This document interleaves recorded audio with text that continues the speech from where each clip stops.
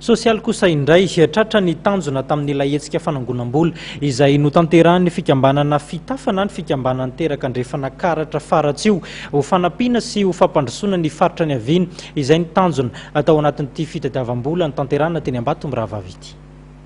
Ny famotona tetsy amin'ny espace la Villa Verta Ambatomirahavavy ny alahady lasa teo ny fianakaviam-ben'ny distrikan'ny Faratsio izay ahitana commune sivy dia Atsapany Mahazo, Ambatofotsy, Ambohiborina, Ramainandro, Andranomiady, Faratsio, Vinanony Atsimo sy Avaratra, Miandrarivo ary Varabetokana.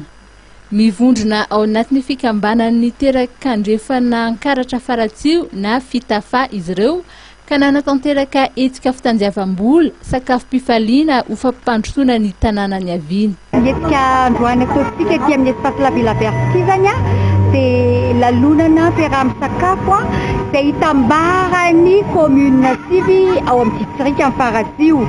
Mazava ho azy fa ny antony aloha dia hoe inona ny hetsika, inona ny fandraisana tanana hitambarantsika avy any amin'ny commune sivy ny Faratsio ho fampandrosoana ny faritra. Zay zany ny tena antony aloha, tsy vola ho tombony azo amin'ity zany dia toan'ny fikambanana nisy marina hoe tsy vola ny fikambanana fa na izany dia efa nitanjona dia hoe andeotsika azo tombony dia ho zarena amin'ny commune sivy tombony io.